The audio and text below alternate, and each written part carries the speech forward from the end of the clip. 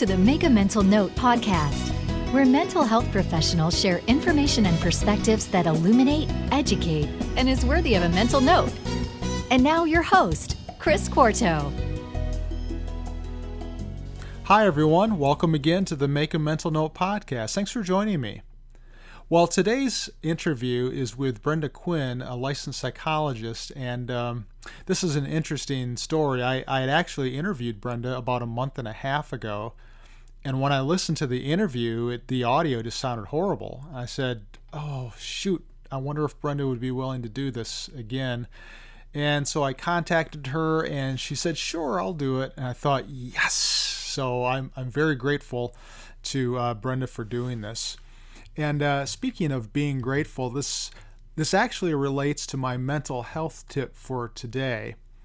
And that is to start your day by reminding yourself of one positive thing about your life.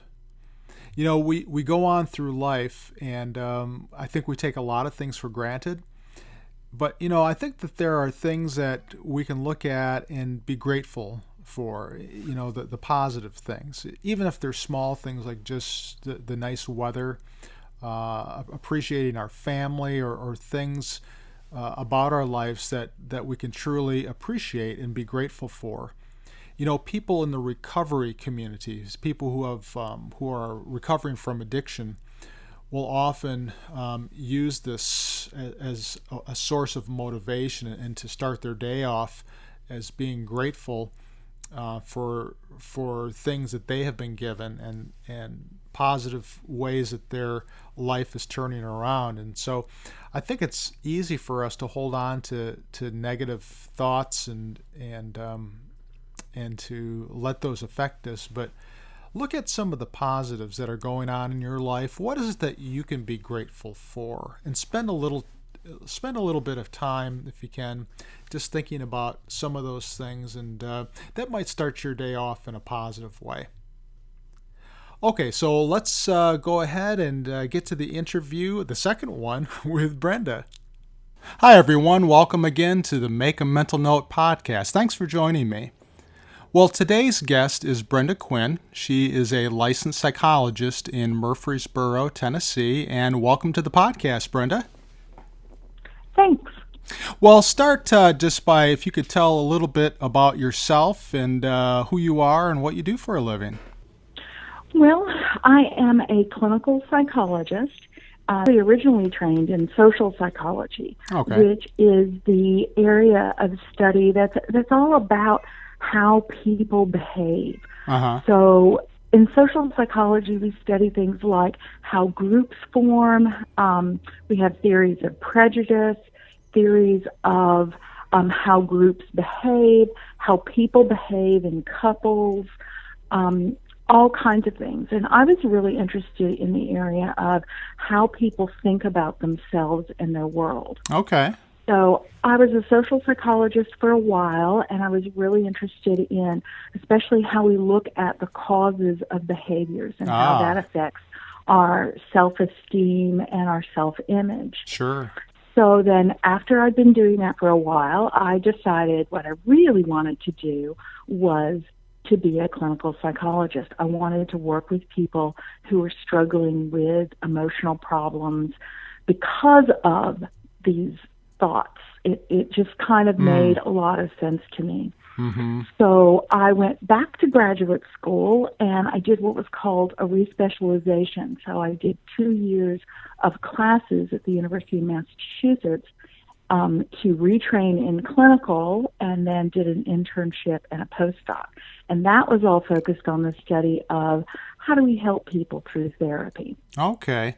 So you had a lot of background in a lot of the general principles of psychology, and like you said, looking at, it sounds like you were really interested in how do people, what do they attribute their problems to, I guess, and what do they think the causes of their problems.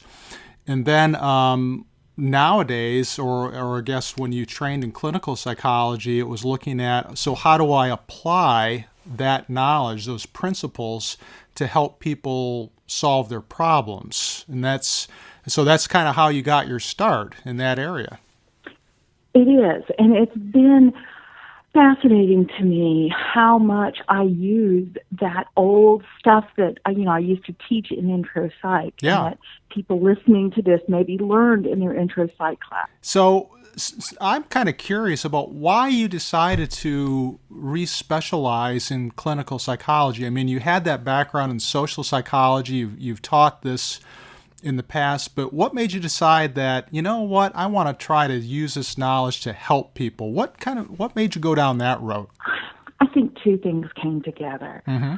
One was, I think I was always interested in clinical, but I went to graduate school at 22. Uh-huh. I started on my 22nd birthday, right out of undergraduate. All right. I just wasn't emotionally ready to be a clinical psychologist. Mm-hmm. Maybe some people are at that age, but I wasn't. I needed some time to grow up and to understand some things about myself. Sure. So that's one thing. Uh-huh. The other, because I didn't go back to study clinical until I was in my early 30s. Mm-hmm. Different time. Okay. So the other thing was that I had the experience of having a very close friend. He was diagnosed with AIDS. Oh. And this was during the AIDS epidemic. Mm-hmm. And there were three women who were very close friends with this man. And of the three of us, I was the one who could talk to him about dying. Mm. And it was kind of like realizing, oh, I have this skill. Maybe like realizing you have perfect pitch for a musician. Yes. I realized I can do this. This doesn't scare me in the same way it scares them. Uh-huh. So I went back to graduate school specifically, clinical graduate school specifically, to work with people who had health conditions and even more specifically, people who are dying. Mm. What I found out, though, is that I really wanted to work for hospice, right? That's where everybody works when they want to work with the dying. Sure. Well, the hospice charters and the Medicare laws and how all of it works is it says they must have a licensed clinical social worker on staff. I see. It does not say they must have a clinical psychologist. Uh-huh. So I couldn't get a job in that field because, of course, everyone wants to satisfy the regulations, so they have to hire licensed clinical social workers. Ah, all right. So I ended up in a different branch of health psychology, and that was working with people who have spinal cord injuries. Uh-huh. Because in the rehab, the CARF, it's Committee for Rehab Facilities accreditation, in the CARF regs, it says psychologist, not licensed clinical social worker. I see. So that's how I ended up in that. And I ended up getting to do work with people who were dying, but my interest then really spread to how do we accept what we don't want to accept. Mm-hmm. So much of what gives us trouble in life is accepting things that we don't want to accept. Mm-hmm. And then, of course, the other half is we have to figure out how to change the things we can and accept the things we can't, right? It's the old serenity prayer. Mm-hmm. Mm-hmm. So illness, dying, chronic pain, depression, bipolar disorder, all of those things have a large component of what don't I like? Of Mm-hmm. those things, what can I change? Mm-hmm. What can I not change? Mm-hmm. Well, it's really interesting that really the start of all of this was based on a personal experience you had with a friend who was dying of AIDS, and that I think that that's true for a lot of therapists, and I think maybe you've talked to therapists too, who have had similar experiences where there's some personal experience that they've gone through that has made them, make a decision to go into this field. I think, some other people know from a very young age that, I want to do this. But isn't it the case with many people that those personal experiences are what really drive them into a specific direction, like with you? Oh, absolutely. And it's hard for me to imagine someone doing this work without having had some personal experiences that led them here. I mean, I personally, I believe that you can't be a good therapist until you face your own stuff, start working through it. You have to be a work in progress. I don't think any of us are ever like, oh, I'm fabulous. I don't need therapy anymore in my life. Everything is good. I intend to continue to grow and understand myself and understand other people until the day I die. Yeah. And a big part of that is having my own personal therapy and working through my own stuff. I think the things that I've gone through have made me I'm trying to think of a way to put this without sounding arrogant, but when I'm in that room and I'm doing really good work and I can feel it, that comes more from my life and my experience and having worked through my stuff than any class I ever took. It's just important. Yeah, I think there's it's that important. I think there's a lot to be said for a person who's in a helping role, whether it's a psychologist or a counselor or a social worker, to have gone through their own therapy and for them to have looked at themselves and their own issues like you were talking about, because it really helps you understand the role of the client, doesn't it? That, to experience that vulnerability and to be in this position of having to trust another person to help you and to allow them to do that and to have that kind of a perspective, I think really helps you be a better helper. It does. It absolutely does. I remember, when clients tell me about things they're struggling with, I can usually identify in some way. And that helps me understand what they're going through. And having gone through therapy myself, it just makes a big difference. And I've gotten to where I tell clients about being in therapy or having been in therapy. I'll usually say something like, well, when I've been the person on the couch, I was really worried the first time I came. I was worried, that the person would think I was crazy. How is it for you? Yes. And it really relaxes people. It really helps them see, oh, okay, I'm not coming in this room with this person who's going to judge me and is sitting up on this high throne. This is another human being. But it's another human being that maybe has a background, that's thought about these things, that can help guide me. Yes, and she really understands. But not in judgment. Sure. Right. And she really understands what it's like to be sitting in this chair or on this couch in my shoes. And I think that type of self-disclosure, I think, goes a long way in developing that alliance with clients and really sets the stage for what happens from that point on. And I think, for myself, that's a critical part of therapy. And mental note takers, this is something to consider, that if you've never been in counseling yourself, but you've struggled with certain issues in the past, take a few minutes to think about, is this something I'm willing to do?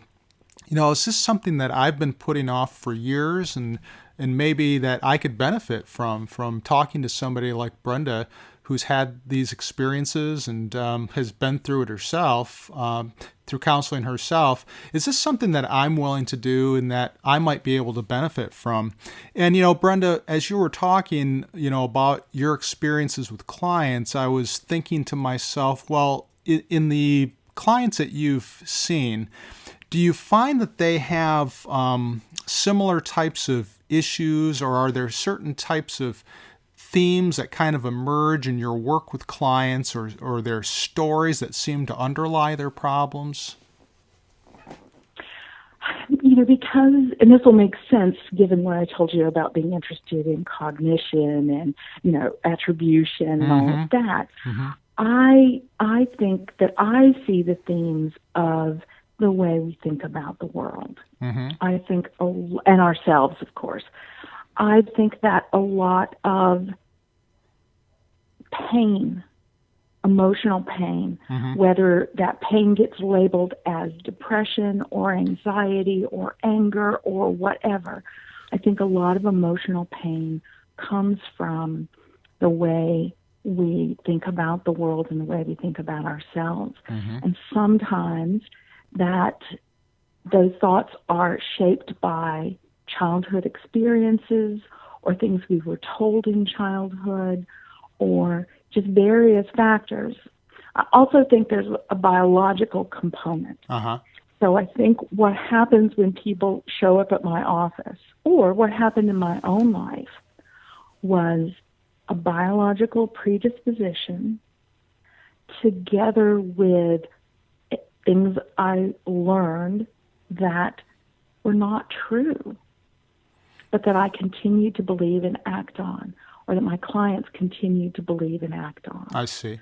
So, for example, a person with childhood sexual abuse might grow up thinking, I did something bad, I'm bad, I need to be good enough.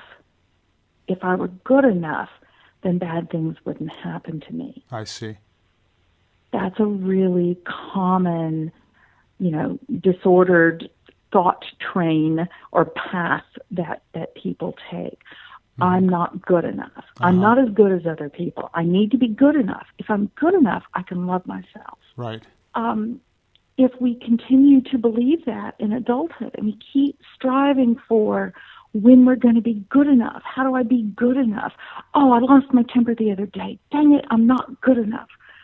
I need to be better. I need to be better. We're just beating our heads against a wall. It is not possible to be good enough for most of us, the way we think about being good enough. And so we get depressed or anxious or whatever because we want something that is impossible to achieve, and we usually can't love ourselves or can't be happy in the world until we achieve that.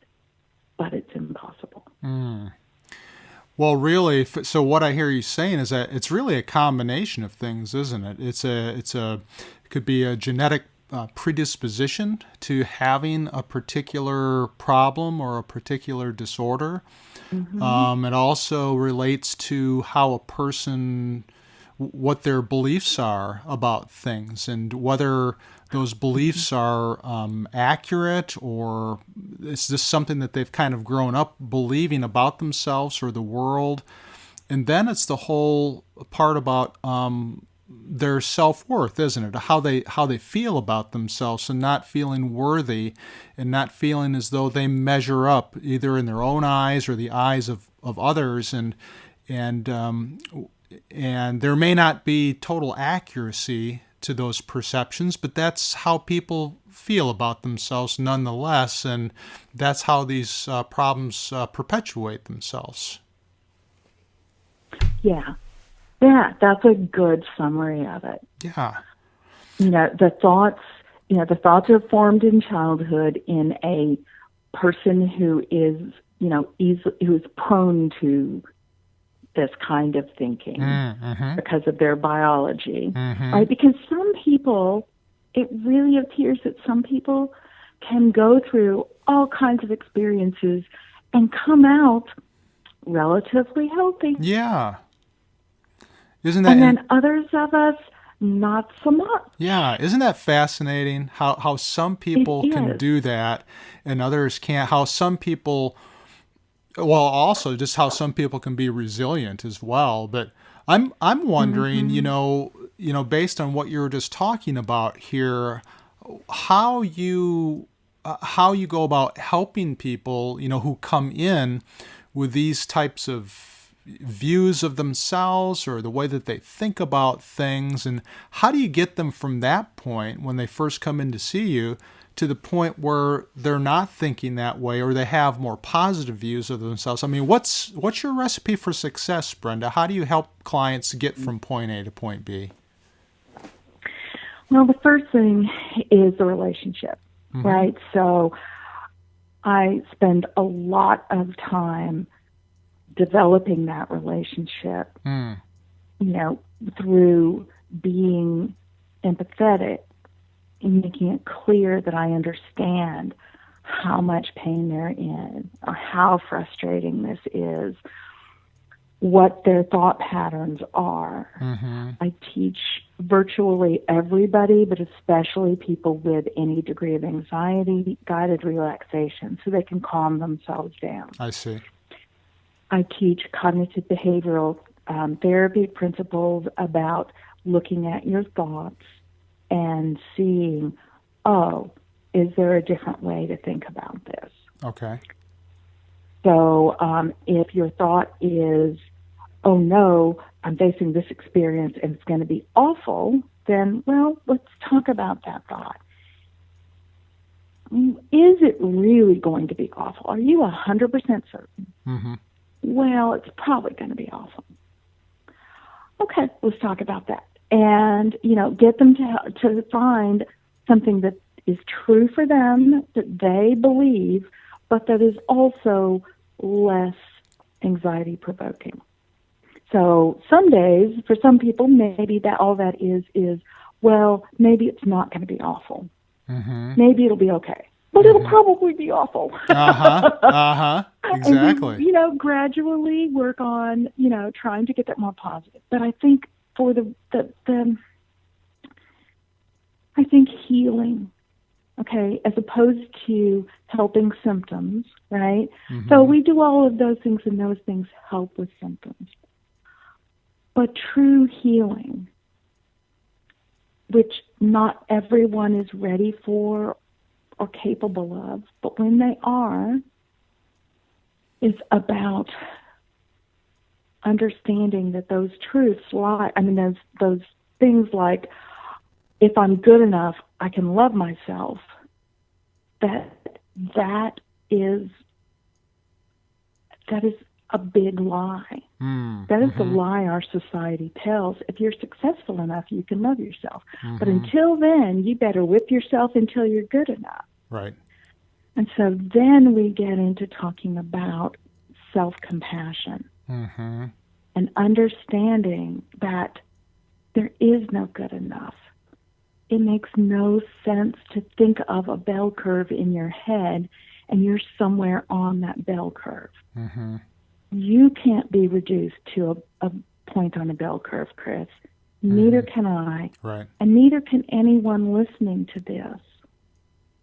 You are you with all your complexity. I am me with all of my complexity.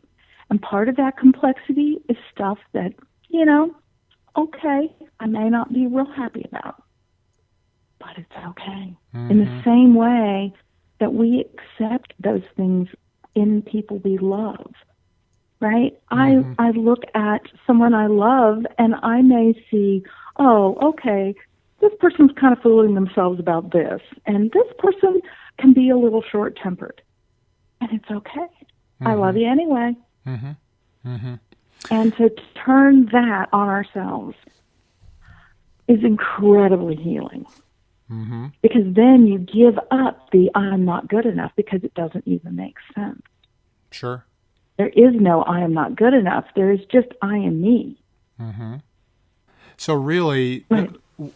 I was hearing a few different things that I thought were really important, what you said, and I was just trying to formulate in my mind sort of what your approach is and just what will help the mental note takers in their own lives. And I think for all of us to take a look at things that we assume to be true that may not really be true. And I think you had first talked about after you developed this relationship with clients, having them take a look at their beliefs or the way that they think about things. And and even question those things that they've always assumed to be true, and maybe just to put a little bit of doubt into those things to help them get unstuck, I guess, and to help them understand that, well, maybe that's not really the case. Is that kind of how you think about it? Yeah, and I start on the smaller level, of I'm worried about this thing tomorrow, or when I drive, I'm afraid someone's going to run into me. I start, or I'm self-critical of my appearance. Oh man, does that come up a lot? Right? So we start with, and those are not small, but they're smaller than that deep core belief that I think really drives this stuff, which is almost always something about not good enough. I want to like myself. I want to love myself, but I can't because I'm not good enough yet. And helping people see the not good enough scale just makes no sense. It makes no sense. We don't think of other people that way. When we love them, we shouldn't think of ourselves that way. And Carl Rogers had talked about placing conditions of worth on ourselves, and how this causes problems for people. And part of the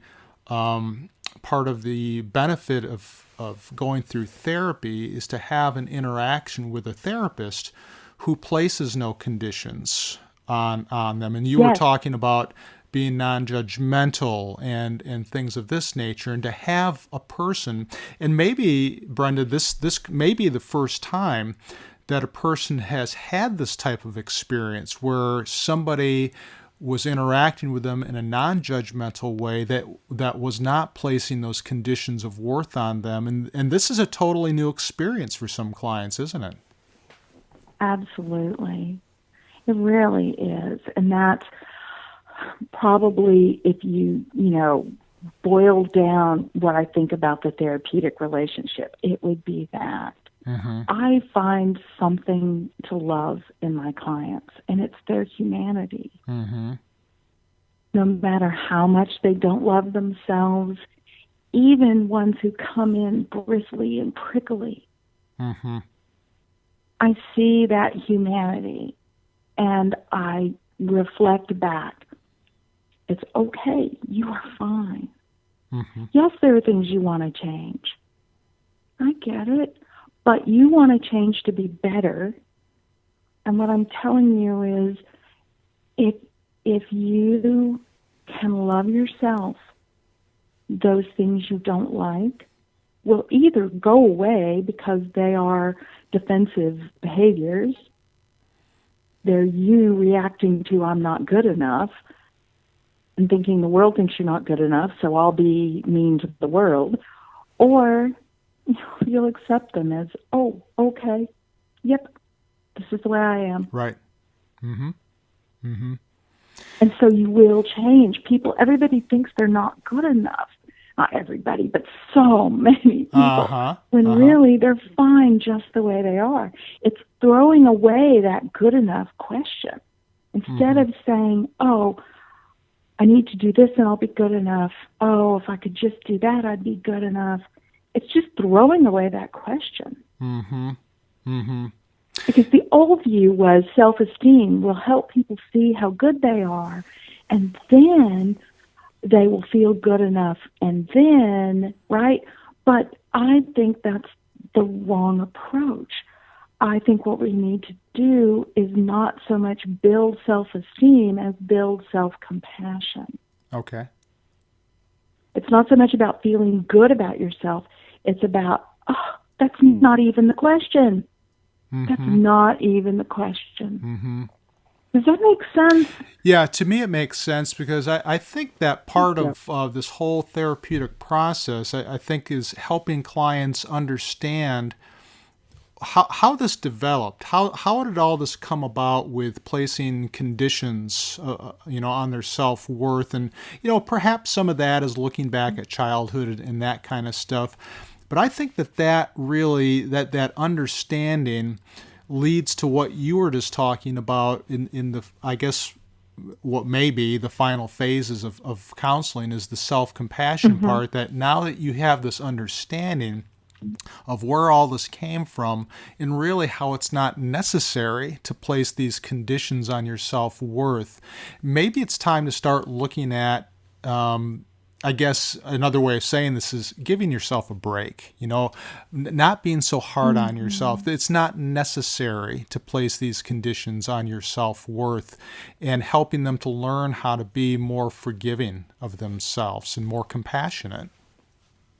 Yeah, we have this mistaken belief that if we just keep beating ourselves up, we'll behave better. Mm-hmm. And I think that's exactly wrong. I think that is backwards. Mm-hmm. I think that it's more forgiveness and giving ourselves some slack.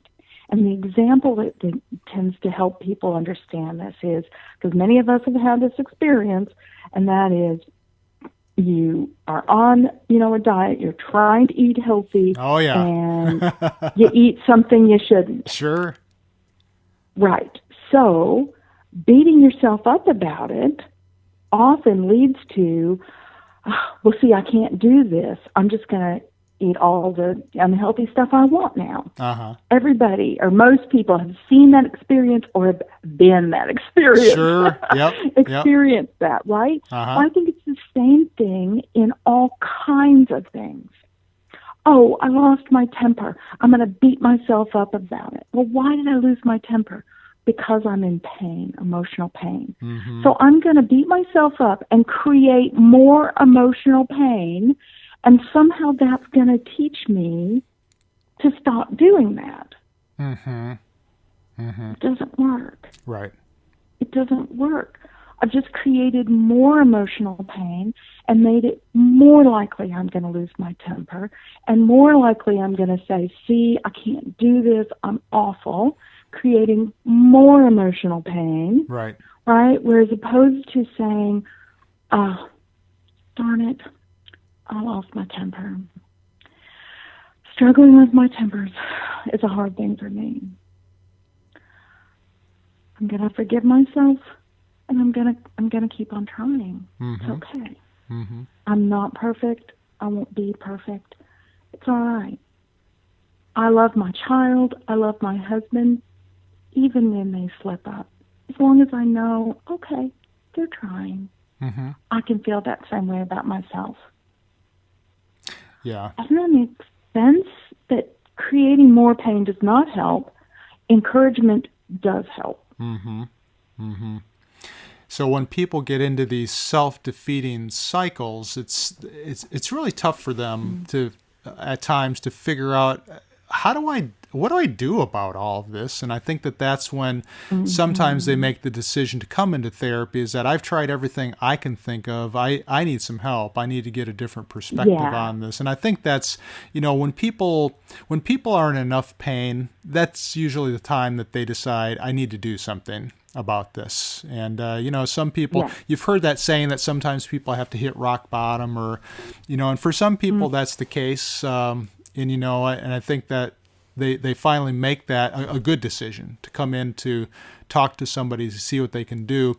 And Brynda, with the people that you've worked with, and you've talked about your approach and some of the issues that they experience, have you found that it's that some clients just are very challenging and have difficulties making some of these changes that you're talking about, and what do you do to help them? Well, the hardest, for me personally, the hardest type of client is someone who is so much in pain that they have a hard shell of defensiveness that they've built up. Uh-huh. And usually part of that hard shell of defensiveness is it's somebody else's fault. Mm-hmm. So, for example, somebody who might come in and, oh, well, things would go better if my husband didn't just do this. And if he didn't do that, and he did this, and isn't that awful? And he hurt my feelings, and he needs to quit doing this. And so I view that as, okay, we've got to find a way so that the person can look at their own behavior. But right now, they just can't do that. Mm-hmm. And it's just too painful, right? And that's why the hard shell, and then it's all the other person. So I try, empathizing with how much pain they're in, how frustrating that situation is. Mm-hmm. And then I try something like, if your spouse was here, I would want to talk with him about these things he's doing that are painful. But he's not here. You are. So while I agree that there are aspects of his behavior that seem like they're a problem, let's talk about you and your reaction and anything that might be something we can work on with you. Mm-hmm. And maybe it's going to be how you react to him, maybe internally, maybe, what you think about what he says. And then maybe it's going to be how you respond to him.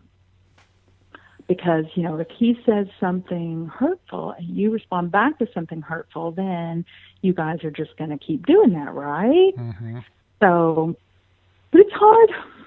Sometimes people respond to that, and sometimes they just don't. Mm-hmm. Mm-hmm. They just don't. They can't. And, various things happen. I mean, sometimes we'll keep working, and eventually they'll be able to look at some stuff that they do. Sometimes they bring the husband in, which, I invite people to do, and so then we can do couples work. And sometimes if you see the therapist acknowledging, this stuff you're doing, dude, how can we change this? Because that's hurting. Mm-hmm. And then they'll be able to do their own stuff. But if those two things don't happen, usually they drop out eventually. Mm-hmm.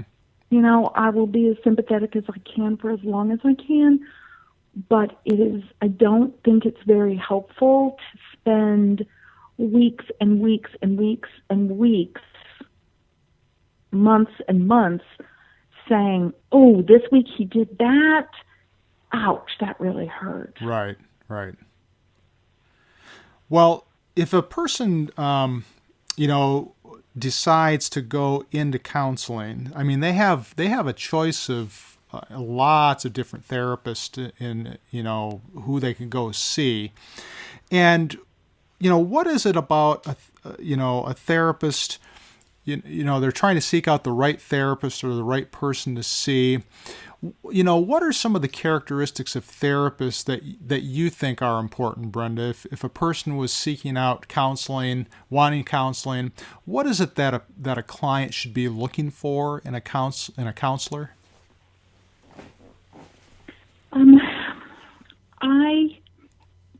I would look for, and the way I would look, that's not really what you're asking, but I'm going to answer it anyway. Okay. The way I would look is to look at websites and to see what people say about their therapy and the language they use, and just see who do you think you click with emotionally. Uh-huh.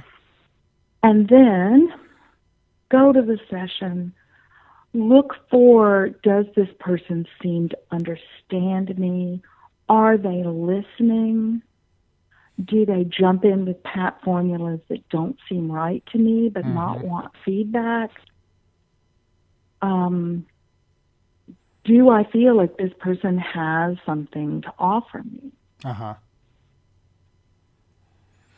So there's a quality, I guess there's an emotional fit of sorts, isn't there? With Yeah. with a therapist, does this person really seem to fit for me in terms of, do they understand me?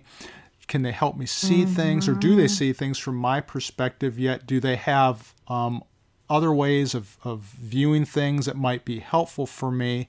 So there's really a lot that goes into that. And, what would draw a person to see you, for instance, Brynda? I like that I am very honest and transparent with clients. Mm-hmm. I talk about the insurance process and diagnosis. I give a lot of feedback. I'm very interactive. I think those are the things that make me a little different. Mm-hmm.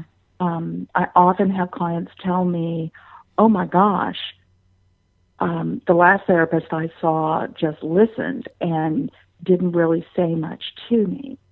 Mm-hmm. Whereas I'm pretty interactive. Okay. I would say, actually, I'm very interactive. It's a conversation, like somebody will say something and I'll say, oh, okay. Now, to me, that sounds like that links back to what you said earlier. Does it to you? Uh-huh. And get them to think and to answer. And I'm constantly checking, too. Mm-hmm. Okay, to me, this sounds like this. Is that what you're saying? Oh, it doesn't look like that really resonated with you. Put it in your own words. So much more interactive than just, Yeah. Oh.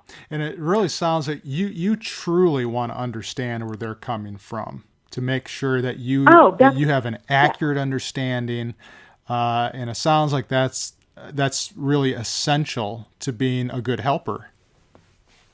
Absolutely. From my point of view, it does. Because if we try to put things into my mold and my way, my words, and it just doesn't work. Mm-hmm. It's got to be, what is my version of this irrational thought that is making my life difficult? I think a lot of people who listen to this podcast really would appreciate that, that it's not somebody who's just the expert, who's kind of giving their take on things, that you truly have an interest in how people look at things and understand things and want to work with them, as opposed to just giving them a piece of advice and saying, okay, go do this, that you're really in there to interact with them and to help them from within their framework. You are an excellent interviewer. That's exactly what I was trying to say. And I love this job so much. It's the best job in the world. I'm sorry if other people think their job is the best job in the world. This is the best job in the world. Yes. I get to spend my day talking to people, connecting, because it is a funny connection. Uh-huh. But it is a real connection. The connection between therapist and client is a very real, profound connection. Oh, I couldn't agree more. I go ahead. I get to spend my day doing that. Mm-hmm. Oh my gosh, it's the best job in the world.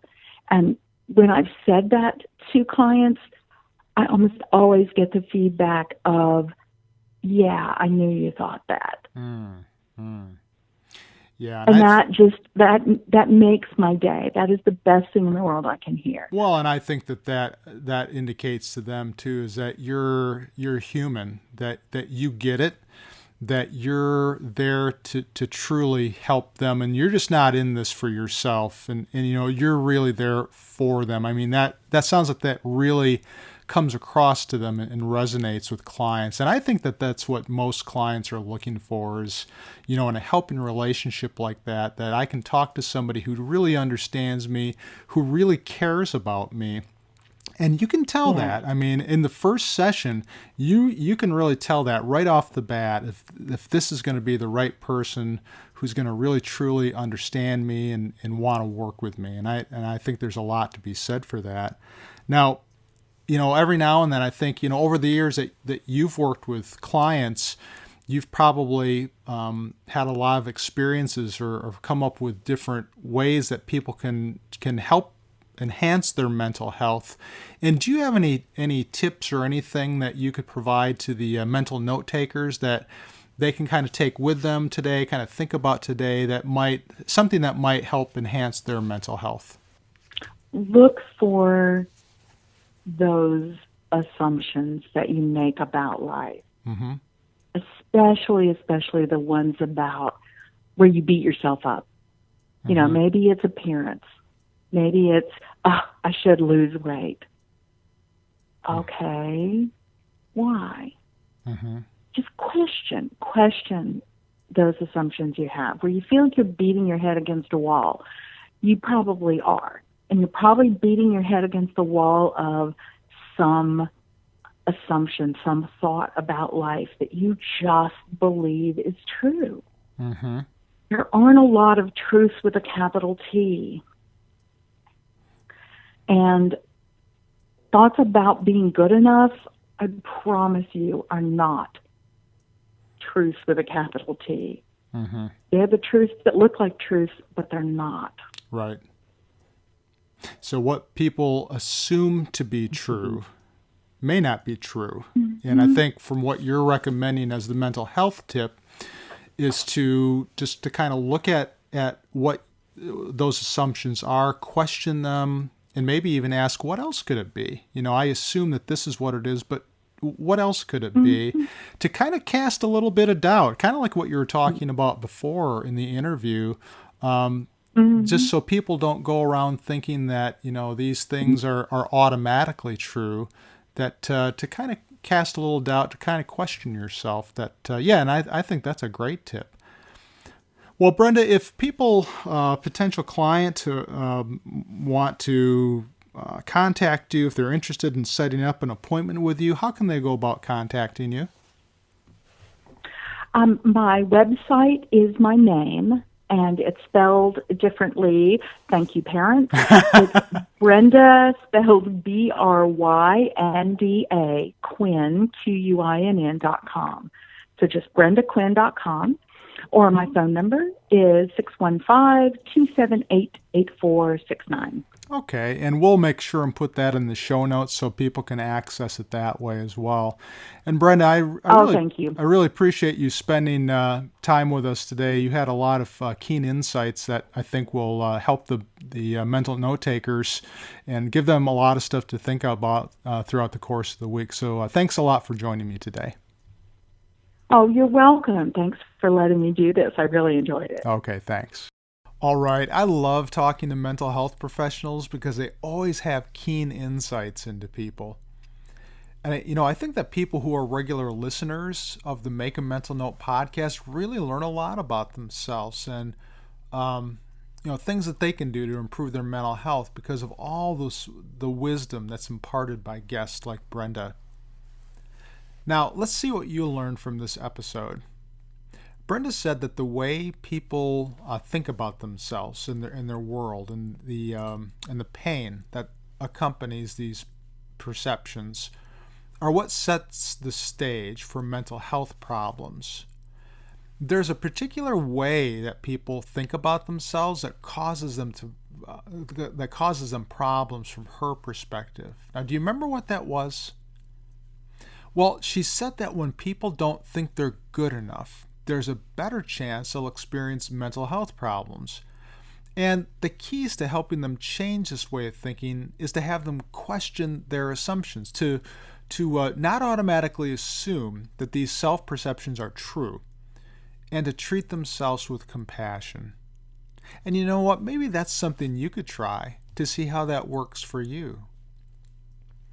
Well, that's about it for today. Please visit my website, chrisquarto.com, for show notes of this episode. And if you haven't done so yet, please consider opening your iTunes app and writing a short review of this podcast series. That'll help ensure that people can continue accessing the podcast easily and make more mental notes. Thanks again and have a great day.